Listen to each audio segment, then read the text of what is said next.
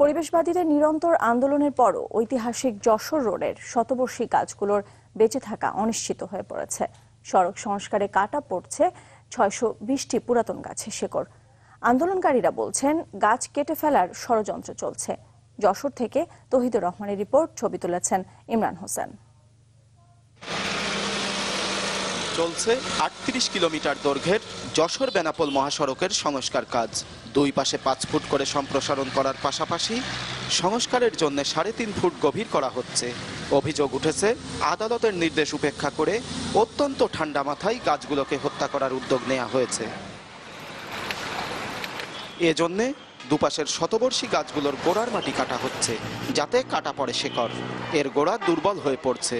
ঝড় বৃষ্টিতে স্বাভাবিকভাবেই গাছ রক্ষা আন্দোলনকারীদের অভিযোগ, সড়ক সংস্কারে ঐতিহাসিক গাছগুলোকে বাধা মনে করে এগুলো কেটে অর্থ হাতিয়ে নিতে চাইছে একটি পক্ষ।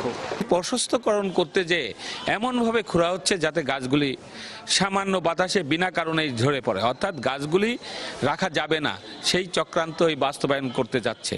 যে পদ্ধতিতে রাস্তাটি করা হচ্ছে, এই রাস্তার করাতে প্রধানমন্ত্রীর সিদ্ধান্ত, আদালতের সিদ্ধান্ত সমস্তকে অবজ্ঞা করেই পরিকল্পিতভাবে এই যে সিদ্ধান্ত, এবং এই গাছে একটি গাছও রক্ষা হবে না, এই সমস্ত গাছই মারা যাবে।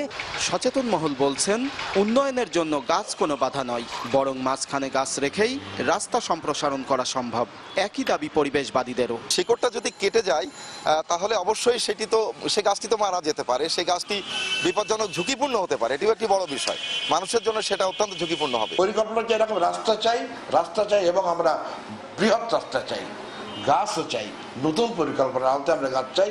সড়ক ও জনপথ বিভাগ বলছে যথাযথভাবে মহাসড়ক সংস্কারে গাছের শেকড় বাঁচানোর উপায় নেই। সড়কের স্থায়িত্বের প্রয়োজনে এবং সড়কটা ক্ষতিগ্রস্ত যেন না হয়, এবং আমার মূল কনসেন্ট্রেশন সুন্দর একটা যোগাযোগ ব্যবস্থার জন্য সুন্দর একটা সড়ক আপনাদেরকে উপহার দেওয়া। টেকসইর জন্য আমাকে কয়েকটা শিকড় কাটতে বাধ্য হচ্ছে। পরিবেশবাদীদের দাবি ও আদালতের নির্দেশেই মুক্তিযুদ্ধের স্মৃতি বিজড়িত শতবর্ষী গাছগুলো রেখে রাস্তা সংস্কারের কাজ চলছিল, কিন্তু হঠাৎ করেই গাছ কেটে ফেলার ষড়যন্ত্র চলছে বলে অভিযোগ উঠেছে। তৌহিদুর রহমান, চ্যানেল 24, যশোর।